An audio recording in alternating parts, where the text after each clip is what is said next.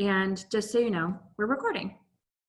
So in 2013, almost 7 years ago, more than 7 years ago, Bill McKibben, who was the first person to write a popularly accessible book about climate change in the 1980s, wrote an article in Rolling Stone about how we needed a moral movement calling us to divest from the fossil fuel industry. In that article, he wrote about how there was too much oil and other fossil fuels in the ground, so that if the fossil fuel industry took it out of the ground and burned it, it would make the level of carbon emissions, the parts per million in the air, too high for us to breathe, and that future generations would be screwed. And he said that the fossil fuel industry was banking on the fact that they would be able to burn as much as possible to continue to make a profit before anyone stood against him. And so he said, or stood against them. And so he said that what the people needed to do all around the world was to say that the fossil fuel industry could not make any more money off of fossil fuels, and that individuals and cities and churches and other institutions should take their money out of the fossil fuel industry. And in doing so, they would be making the statement that if it was wrong to wreck the planet, it would be wrong to profit off of that wreckage. That's really the tagline that Bill McKibben used. So colleges all over the place started in on that divestment movement. And there's a bunch of Presbyterians in the Bay Area in California who went to hear Bill McKibben speak. And they all looked at their very young pastoral resident and said, how do we get the Presbyterian church to divest from fossil fuels? And that pastoral resident was super nerd, and that was me. And she said, you write an overture and it's not that hard. And at the same time, a bunch of Presbyterians in East Tennessee and in the Synod of the Northeast were talking about how might we divest from fossil fuels? And so all of those different groups of people eventually started talking to Rebecca Barnes, who at the time was in the Environmental Ministries office in our National Presbyterian office. And she's still in that world, and you should still reach out to Rebecca Barnes and her colleague, Jessica Maudlin, if you want to do environmental ministry work. But that's a sidebar. And Rebecca got all of us together and said, really, if you want to divest from fossil fuels, you need to talk to a committee called Mission Responsibility Through Investments. And ask them to respond to the fossil fuel industry and recommend that we divest from the fossil fuel industry. Well, long story short, and frankly, based on the reality that it's hard to respond to a plethora of emails, we wrote an overture, or we wrote a request to the General Assembly to divest from fossil fuels. And that overture needed to be supported by 2 different presbyteries in order to ask General Assembly to support that. And 13 presbyteries from all over the country supported that request. And then that request was sent to MRTI, Mission Responsibility Through Investment, to do what's called shareholder engagement, which is to go on behalf of our church and to go to companies in a particular sector, in this case, the fossil fuel industry, and say, we want you to stop the business that you're in. And so MRTI was handed a pretty impossible task, right? To go to the fossil fuel industry and say, please stop being the fossil fuel industry. And at the same time, Fossil Free PCUSA, under Dan's leadership, was emerging and had pushed through this overture to get 13 presbyteries to support the overture to General Assembly. And we felt that we didn't have enough time for MRTI to work on this and make recommendations to the next General Assembly. So we wrote another overture to say, hey, General Assembly, let's divest from fossil fuels. And 31 presbyteries supported that. And right about that time is when we became really clear that a bunch of white Presbyterians were having this conversation about how our money affected climate change, and that we needed to begin to talk about this through the lens of climate justice, understanding that the Presbyterian Church, as primarily but not completely white denomination of Christianity, had a particular responsibility to understand how the intersection of race and climate existed. And we haven't always done that perfectly. The work of anti-racism by white people, it requires a bunch of white people to dismantle something that they've been taught from the moment that they've been born. And so we've tried to do that dismantling. And so from the 31 presbyteries, we began to use the language of climate justice, understanding that when we profit off of climate change, we're also profiting off of a system that has said that people of color, people in developing nations, people who are poor, experience climate change already and first and worst, without a lot of the resources that communities that are historically white and also historically well-resourced have. So we went to that second General Assembly with 31 presbyteries, and it got sent back to the committee, the MRTI committee. And then we did it another time and got 40 presbyteries to support the overture. And each of those overtures were calling for categorical divestment, to say that our investments in the Board of Pensions, so the savings of pastors and church workers, and the foundation, so the endowments and savings of churches and synods and presbyteries, needed to be screened for fossil fuels, the entire industry. But mostly there's a list of 200 companies that are like the carbon 200 that are the worst. So that in 2018, we said, we called for full divestment, and MRTI said they needed more rules for how to know which companies were bad and which were good.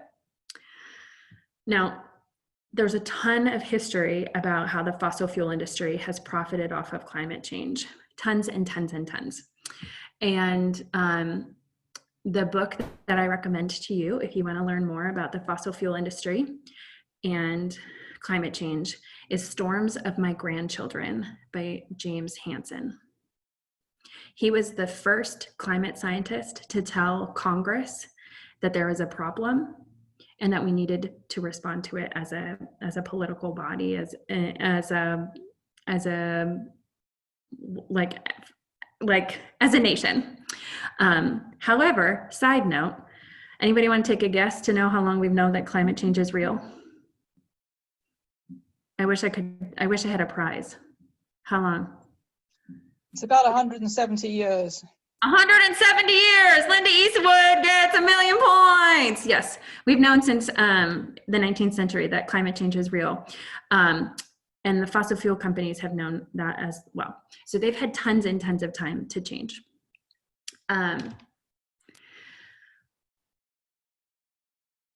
Okay, so MRTI said we want some criteria to know how bad these companies are.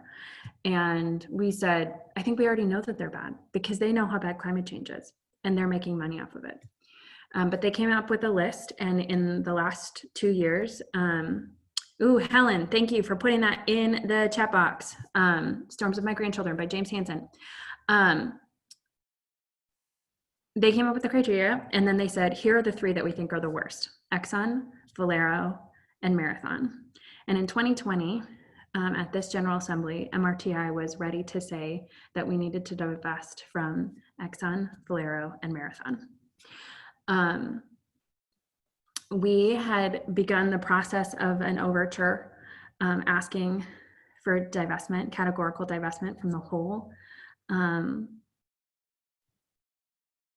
whole industry. And to be honest, we really stopped organizing in about March because we could see the pandemic coming, and it was exhausting, and it felt really weird to organize around climate change when, which is its own kind of pandemic, when a much more pressing pandemic was happening. And so when we stopped organizing, we had 25 presbyteries.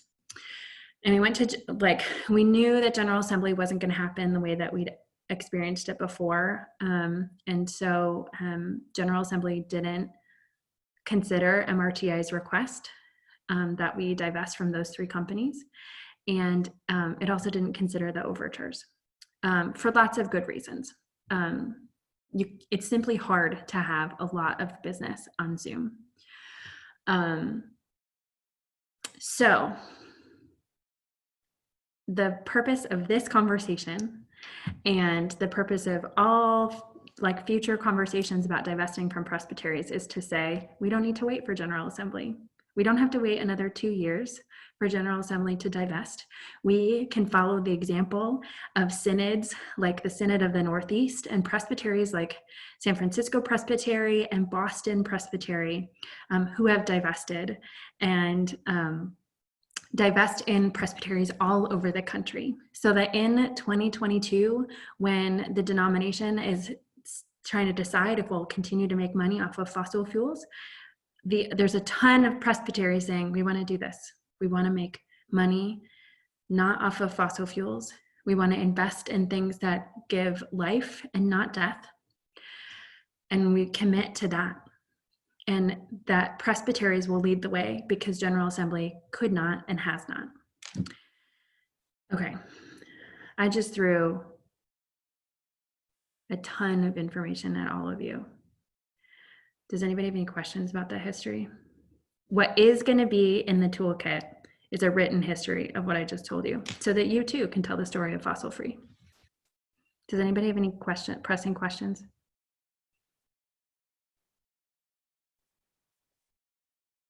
You can just unmute yourself, or you can ask in the chat box. So there's a question, will there be another overture in 2022? I don't know. We might not need one if all the presbyteries divest. Also fossil fuels. Here's the other thing, fossil fuels currently aren't profitable. And so Board of Pensions and the foundation might divest of them of their own accord because they're not making money. In which case the overture will look a lot different because we'll ask the General Assembly to keep fossil fuels out instead of saying, will you take them out? So I don't know. The world is changing every day, and time is squishy, as a dear Colleen told me recently. Okay, Darcy's asked, will you be sending us the toolkit to share with our congregations and presbyteries? Yes, you will eventually get it, probably within the next 2 weeks. We just have gotten a little bit behind because the pandemic is hard. But yes, Darcy, we'll be sending you the toolkit. Yes, Paul, yes, it would be helpful to suggest alternative investments such as solar. Yes, absolutely. And the best thing about the Board of Pensions is that they're already invested in a fund that is fossil fuel free. And so they know that it works. And that's the PAX Global Fund that they currently have ballpark $100 million in, but that changes depending on investments. Daniela, can we ask for carbon neutrality then or to divest? No, or is that part of the training? There is already some policy in the PCUSA about carbon neutrality, which needs to, Amari, do you want to say more about that? Or you're just saying that it's right? Yeah, yeah. So Daniela, I think you should lead the charge to bring that into the forefront of the Presbyterian Church.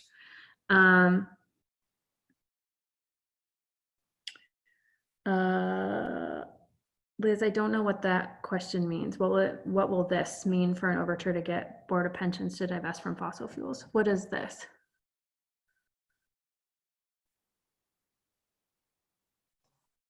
Hey, so what I'm asking is, I understand getting presbyteries and synods to divest on their own before an overture goes to GA, but that doesn't touch the Board of Pensions investments in fossil fuels, right?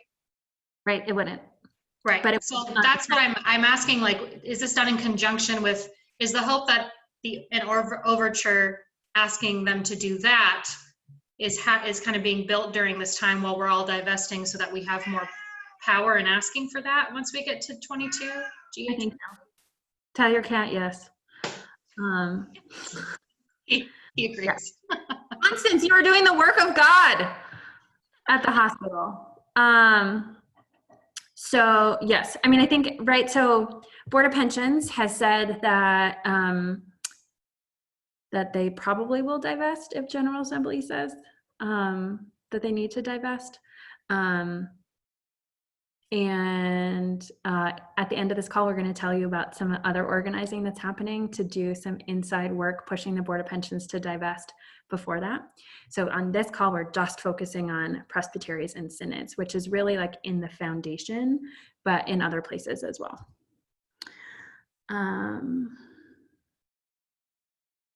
David, there's already a screen for those sin stocks, tobacco, firearms, alcohol, and gambling. Okay, and Jim asks, is the toolkit coming to us, the attendees of this, to others? Yes, it's coming to all of you, and then you'll get like the first crack at it, and then it'll be available on our website. But you all will get an email directly to you with the toolkit. Okay. Helen, you're the last one to ask questions, and then we're moving on to Amari. Sorry. Is it more difficult for individual congregations to divest versus presbyteries? Because as we already mentioned on this call, like the Texas presbyteries are like notoriously difficult on this issue. Mm-hmm. I think it depends. It depends on each church. Oh, Amari, go. No, I was going to say that's a good segue to talk about what the synod did. Do it. Yes. So my answer is yes, but let me say why in this whole story. I think my part is more about how the synod got to where we're at this point, but we'll talk definitely about that. So let me start at the end, right? In 2016, a commissioner's resolution came to the synod of the Northeast to divest. The Synod of the Northeast is the region of the church that gathers Presbyterians in the states of New England and in New Jersey and in New York. There are 22 presbyteries total, 21 geographic presbyteries, and Eastern Korean presbyteries are non-geographic presbytery. That commissioner's resolution overwhelmingly passed. And I can say it was unanimous, although it felt that way. Those of we felt that way anyway. And there are three major things that the overture asks, or asked to do in 2016. One, to express concern at the destruction of the environment, how this is affecting the climate, and the disproportionate social burden borne by marginalized communities, especially people of color and poor communities, because of greenhouse gas emissions, right? The divestment also calls for quote, directly held to divest from, quote, directly held and commingled assets, including holdings of either equities or corporate bonds in the fossil fuel companies identified in the Carbon Underground 200 list. That's the list that Abby was making an allusion to. And that's an important point, as either one of you in your congregations or your presbyteries or your synods are beginning to do this, because often, and I think it was already asked in the chat, the question on, great, we'll divest, how do we do that? And I'm going to say something that I sometimes think is on Abby's mind, or I may be reading on Abby's mind through my lens, right? There are structures in the church that has made this process of divestment at the national level longer than it has to, using the excuse, we don't know what you mean by that, right? For the commissioner's resolution that came to the Synod of the Northeast, I was then in staff also, so I was helping craft it for it to have teeth. It was important to tell the board of trustees of the synod, this is where you're going to find the list from, right? And the third thing that it asked for was to recommend that presbyteries and congregations, quote, shall discern their call to divestment and report back to the synod, right? This was made possible because of a long history of engagement in the synod. That's the second point that I want to make. Not only how to craft what I think was a successful overture, and that the language on that overture is on the Fossil Free PCUSA website, and you can find it there. But there's also the history that goes behind that. You know, it didn't come all of a sudden, and it was not only in response to the General Assembly of 2016, to what happened in that General Assembly. There was already work happening. One of our presbyteries, Hudson River Presbytery, is notorious for its organizing around justice issues generally, but environmental justice issues particularly. For the longest time, they have had for decades. The HRP Green, which is a conglomeration of congregations and leaders that are actively working in the Hudson River Valley on issues of the environment. Congregations individually have been very active throughout the Synod of the Northeast. Contextually, this might be new information for some of you. The Synod of the Northeast is in the most densely populated part of the United States. It's in the most active air and port and seaport area in the country. So all of that has bearing in how this work happened, right? So it's the Second Presbyterian Church of Elizabeth, for instance, has been active for years on the impact on air quality and water pollution of the internal and outlying operations of the ports of Newark and Elizabeth in its residents, and in the most recent installation of a trash incinerator, which they call a resource recovery facility in Rahway, right? But there's a good 50 years of history, right, of Second Presbyterian Church and Presbyterians in Elizabeth Presbytery, especially in that eastern end, active in doing this work. Another thing that builds up the momentum to this 2016 overture is Stony Point's activism in progressive social justice organizing. And although Stony Point is a national conference center, it's been a resource for many folks in the Northeast in that area, right? And this, I think it's also important to mention on the history side that Presbyterians generally, but also Presbyterians in the Northeast particularly, were active early on in organizations of institutions like Green Faith, right? That wouldn't have happened if a lot of Presbyterians that weren't active in that. So that built up to that 2016 overture. But then going to Helen's questions and some of the comments that were here, and I think I'll end up with this. One, we must continue to figure out, not only as Fossil Free PCUSA, but as Presbyterians that are committed to the environment, right? To make sure that our national structures have policies that speak to our theological and missional commitments, right? But in those statements, making sure they have teeth. So Daniela was talking about, you know, do we have carbon neutral policies? We already have policies on that. Rico Chase, a former moderator of the church and very active also in environmental justice, is known to say often that the PCUSA has the policies to be this great social justice organization. We just have not developed the action plan, right? As we work around fossil fuel and divestment, making sure that we have the action plans is going to be important. But as much as we need to continue to organize to make sure our church says and does what it needs to do around the environment, but particularly around fossil-free issues, I continue to contend that in the church, and this is also true in political organizing, at the more local levels, we can do this, one, more efficiently, two, more effectively, and three, have a quicker turnaround in that kind of organizing, right?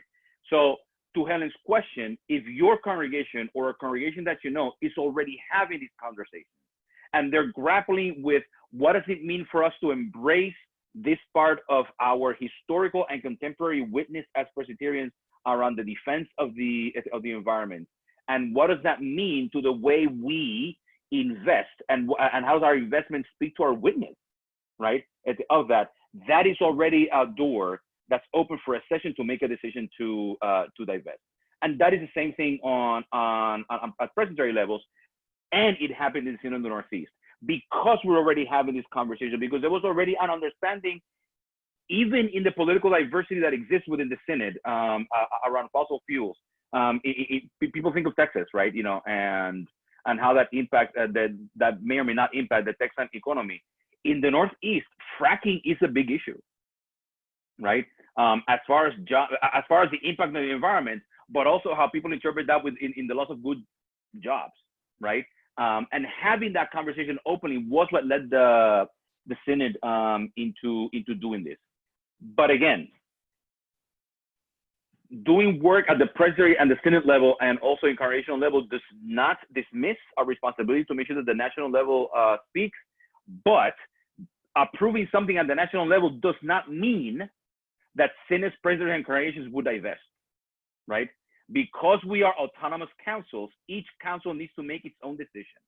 And it is my contention that it's not only about making its own decision about divestment particularly, but making sure that whatever decision is being made also has a reflection, a statement on how does that speak on the confessional side to what we did by enriching ourselves in the abuse of the environment, and the transversalities of that investment, but then also make the action, right? Of calling our investment managers and say we're not doing this anymore. I'll stop there. Thank you for that word, Pastor. Do y'all have any questions for Amari about his process in the Synod of the Northeast?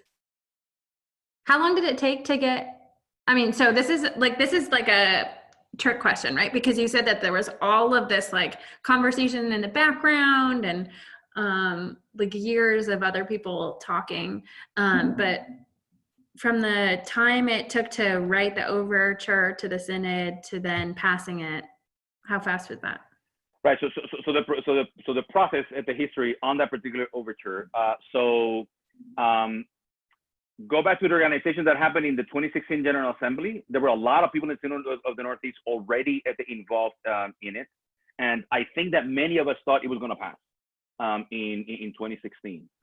When the General Assembly took the action that it took, it dawned already in the summer of 2016 that we needed to bring something to the Synod. And there were two reasons for that. One, the Synod of the Northeast purportedly has significant holdings, right? The operations of the Synod operate on about 50% of it. It's from investment draws, right? So there's significant investment already there to do things. But more importantly, if an upper council does that, then we might be able to engage lower councils in doing it. One of the things that I'm always surprised when I see the list of presbyteries that concur to a national divestment is my question. So when is your presbytery divesting? Right? And I said the same thing on the floor of that conversation in the Synod. I'm all for the Synod divesting when our president is going to do in kind, right? So that's a short story around the bringing that resolution, that the commissioner's resolution. It did not come as an overture. It came as a commissioner's resolution. The Synod of the Northeast Standing Rules and Bylaws does not have a stated process for overturing. That does not mean, of course, that presbyteries cannot overture the Synod. Of course, they can do it. But it provided the opportunity for people that were commissioners to the Synod Assembly to be able to gather and garner support within the Assembly as the Assembly was going on, so that by the time our Assembly is 2 days, and on a Friday, Saturday, and it's expected that by the end of Friday, new business and commissioners' resolutions are handed in. By the time that time came on Friday, there was a good 40% support secured for that overture from the commissioners. But again, part of securing that support, at least for the conversation on the floor of the Synod, comes because of this decades-long involvement, right? So for a lot of the people that were being asked, hey, we're going to bring this resolution, which you supported, right? It was a natural yes. One, because we were organizing at GA and it didn't happen, but also because we've been doing this in the Synod for many good reasons already. So that's how that happened in the Synod. Thanks, Mari. I should say also that in 2018, the Senate Commission, so because the Senate Assembly meets in every 2 years, the Senate Commission, which is the body that gathers one representative per Presbytery and meets quarterly, in 2018, we did a review of that divestment process, brought resources for a learning component during the business meeting of the commission, and affirmed that the actions of the Board of Trustees were sufficient to what was requested in the overture. Mm-hmm. Amari, the question that I hear presbyteries raise almost every time they talk about divesting from fossil fuels is losing money, particularly in a time when our denomination is shrinking and an economic downturn. It's a pretty valid concern to wonder if we divest from fossil fuels, we'll lose money. How have y'all tracked, and have you tracked what you would have made if you stayed in fossil fuels? And but here's the thing also, y'all, past performance doesn't indicate future performance. That's like legit investment language, but it does tell us something about what you can expect. So we have not kept track of what would our investment have looked like performance-wise, how we kept them there. What we have been tracking is the behavior of our general performance compared to when we were invested in the fossil fuel at the industry. 2016 was one of those last years of the recovery of the 2008 downturn, right? So that has also a lot to do with it. And per the analysis of some folks in our finance committee and our treasurer, the negative behavior performance of our investments right after the divestment may have nothing to do with our divesting particularly, but just the general behavior of the market in it. From that moment on, when you see the lines, we are already outperforming our past investments in before 2016. Already by 2018, we could see it a quick turn up, right? It's weird for us to say this. The Synod of the Northeast puts out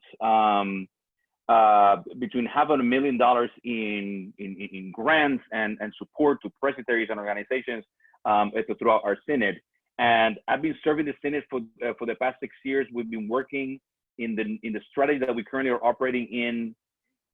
If you include the process to get into our strategy for a good 10 years, we have made back every single dollar that we have put out into mission and ministry. And that include in 2016 us divesting from fossil fuels. Thanks, Amari. Does anybody have other questions? Liz wants to know where you moved your money in the synod. What fund did you use? That's a very good question, and that is a question that I'll be sure to ask our finance manager, and I'll send it to Abby, and Abby will send it to you. I'll put it in. Writing that question down.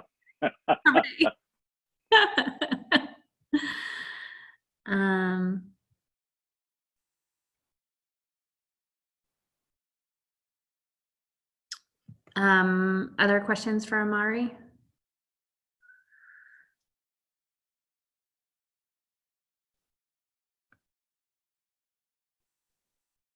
I'll ask the one I just put in chat then, which is basically a lot of people who are opposed to divesting are worried about people working in the fossil fuel industry losing their jobs.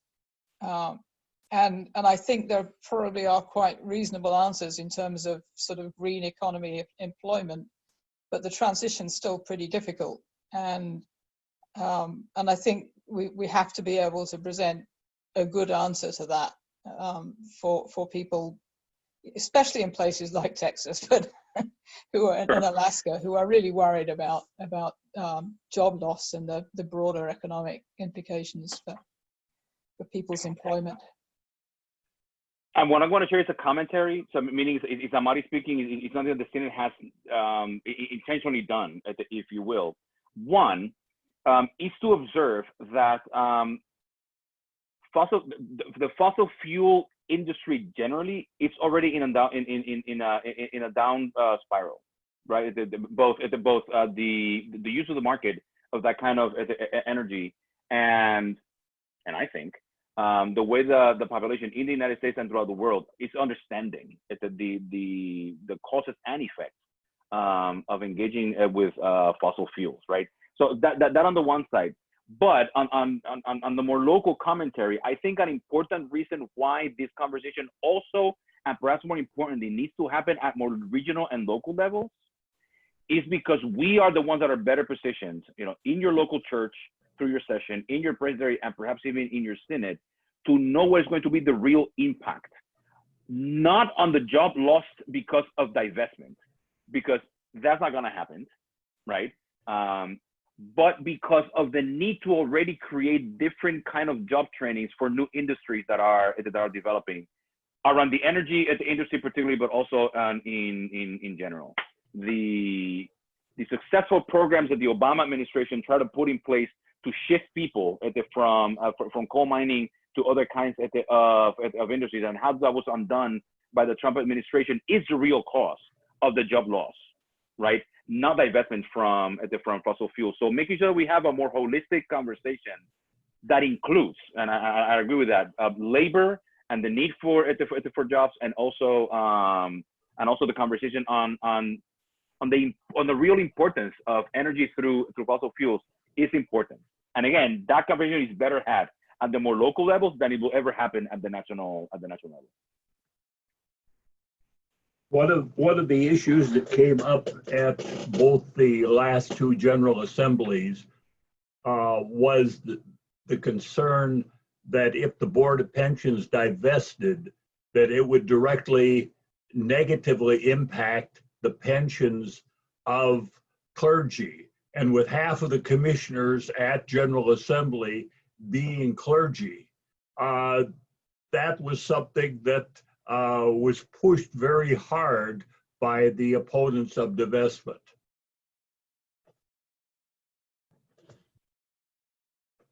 So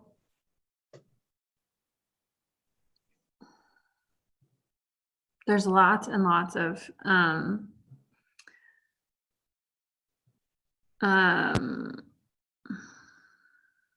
evidence that says that you don't lose money by divesting from fossil fuels. Amari offered kind of their own synod experience. But I think, Manley, you're right to say, won't we lose money? Won't we be taking poor care of our clergy? I think in our organizing, we have to get a lot better at saying, no, we won't lose money. And also there's something about taking care of our pastors off of a profit from fossil fuels, that is a different kind of poor care that doesn't honor our basic call to love creation and God and each other. And the best thing I think about divestment from fossil fuels now is that we can talk about it as a good economic plan and have hard data to back that up. And we also can talk about it as a moral witness that matters that we do it even if we lose money. I also say that as somebody who isn't in the Board of Pensions, right? And so I don't have a horse in that race. But there are a ton of pastors that I do care about who I hope get to live off of a strong pension. And I believe that we do that best by divesting from fossil fuels.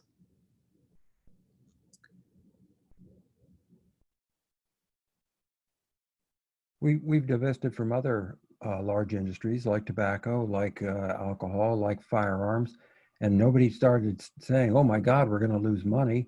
I mean, come on, this isn't the only one we've done. We've also divested from, some organizations that are supporting Israel over Palestine. There's all kinds of examples where we've done this. We've taken a moral stand. And the other issue I'd raise is, okay, if you're concerned about the stock value of ExxonMobil and the others, remember their stock value is based on how much stuff they've got in the ground. If we start moving to a green economy, which I sure hope we do, what's that stuff worth? Not much. What's the stock going to be worth? Not much. So if all you're worried about is money, you're putting your money on the wrong horse. It's going to go nowhere but down. And when you compare it to the overall market, the S&P 500, fossil fuel industries are lagging. They're not leading. So why are we doing that from just a dollar's point of view? It's not smart. And then we get to the moral point of view that you've mentioned so beautifully just a minute ago, Abby.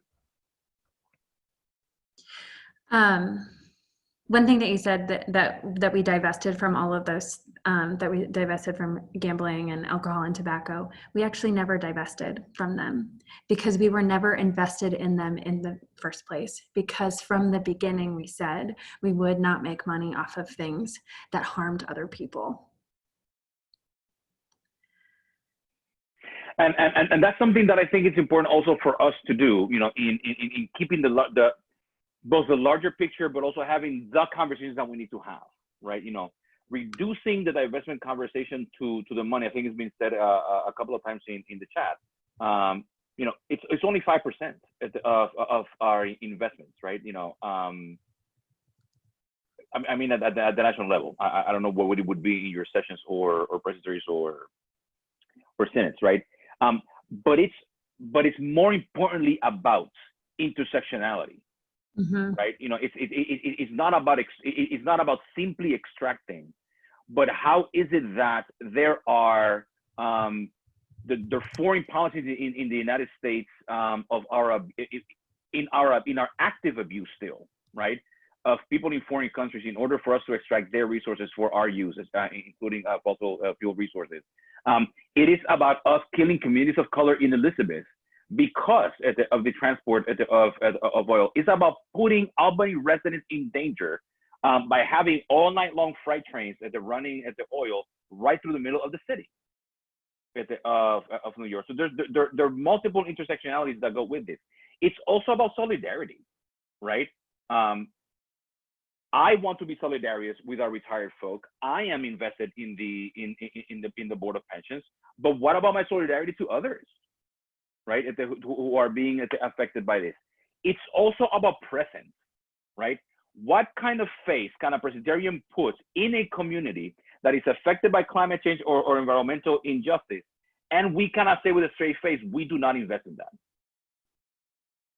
right? We do not have to, our commitment is to justice, and yet, like Babby has been saying all along, we're profiting from this.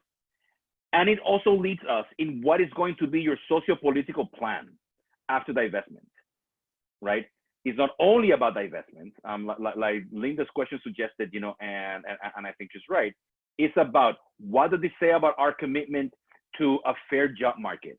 What does it say about other forms of investments that actually develop our local and regional communities?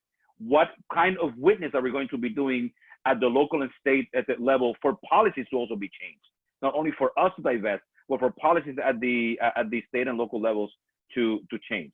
And that's where I go to, you know, we could do everything we want with General Assembly, but if we're not doing the same thing at the Synod, Presbytery, and congregational level, nothing is happening. And same things happen in politics. We can go to Washington all we want, but if you are not going to Trenton and to Albany and to Boston and to Montpelier, nothing is happening.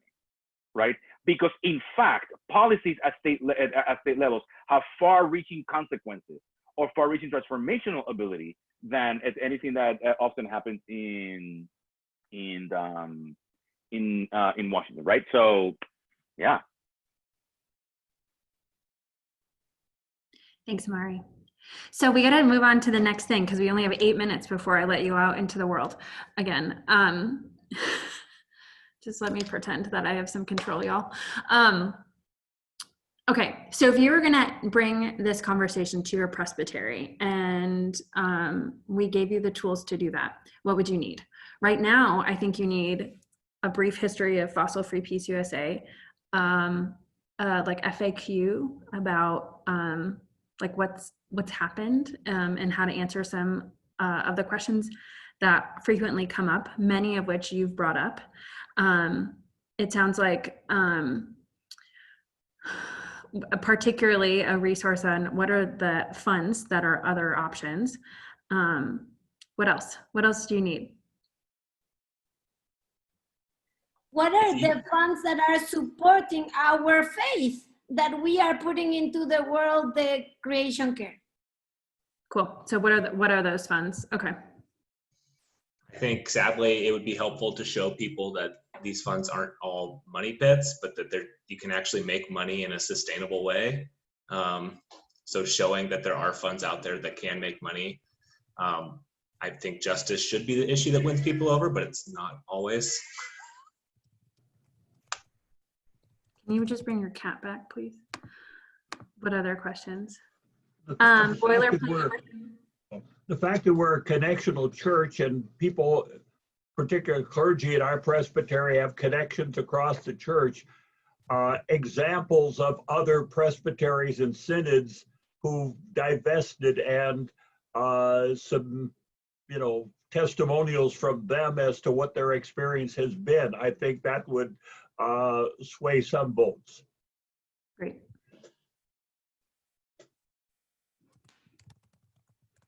Great.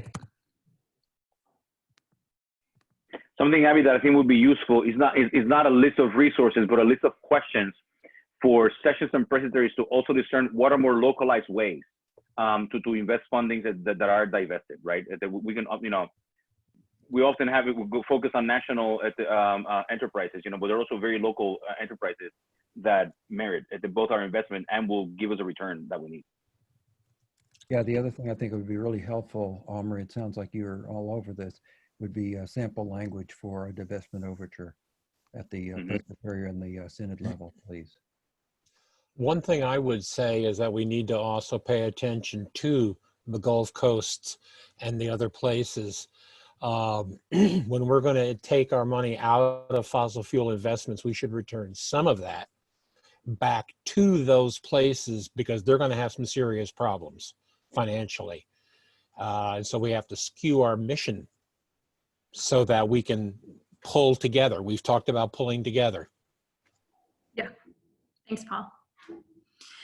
Okay. I'm going to put my email address in this chat box in just a second, and you're all going to get an email from me later. But if you have other ideas and you want to email me before you hear from me, you can email me directly. Here are some next steps. If you are in the Synod of the Northeast, we have a very clear ask for you. And I'm shooting that back to Amari. Synod Assembly meets in October, and in the next week, your stated clerks will be sending our stated clerk. Will be sending your stated clerk how to overture the synod, and we're asking specifically commissioners to do so. We are inviting an overture, requesting the synod to be in conversation and request reports by a certain at the time from presbyteries around their discernment and action on divestment. Synods cannot require presbyteries to divest, but the synod can require reports on, right? So we are inviting folks that are in the Synod of the Northeast, New Jersey, New England, and New York to connect with me if you want to, because we're inviting that overture to happen so we can work with our presbyteries in doing so. Great. Amari, if people want information about how to do that, what's the best way to get more information? My email, which I'll put here in a minute. I mean, for that or anything else, but. Okay, so then the other ask that's already come up a little bit on this call is the need to do some organizing in the Board of Pensions, right? If we're going to organize in presbyteries and synods to ask them to divest, that takes care of one part of the way that we divest. We also need to pressure the Board of Pensions to think fully about and comprehensively about what they're investing in, including divesting from fossil fuels, but divesting from a lot of other things that are still in the pension funds that clergy are going to live off of. And so on September 2nd, there's going to be a training that will be led by a variety of different people, including Liz and Dexter Kearney, who are on the call right now. and Jose Gonzalez Colon, who is the former moderator of the Synod of Puerto Rico. Is it San Juan or Puerto Rico? The Borican Synod of Puerto Rico. Yep. And me. And if you want to register for that, the link is in the chat box. So I'll give you a second to pull that up if you want to register for that now. I'll also be sending that out in a follow-up email to all of you. So those are if you're in the Synod of the Northeast, bringing the like a commitment to to the process in the Synod of the Northeast is the first big thing. The second is to join us on September 2nd to learn more about organizing around the Board of Pensions. And then the third is to look for a follow-up email from me. Starting tomorrow, there's going to be a social media campaign that shares more information about what the Board of Pensions has been invested in. So if you're on social media, look for those. Yeah, it's coming. Okay. Friends, we are at the top of the hour, and as we began in prayer, let's close in prayer also, remembering that we belong to God and to each other. And so Colleen, who's also on the steering committee of Fossil Free PCUSA, you're up. Let us pray. Divine Creator, you made the blooming flowers, the shade trees, the dew on the grass, the sky above us and the soil beneath us, the waters that give us life, the sunset, the cool evening air, the crickets and the katydids and the cicadas and the stars and stars and stars and stars and each one of us. We give you thanks for this time together, learning and working to serve you and your creation better. Be with us as we go. Guide us to be good stewards of this knowledge shared, of our financial resources, and of your world. In your wonderful name we pray. Amen. Amen. Bye. Thanks, everyone. Bye. God bless, guys. Thank you. Thank you.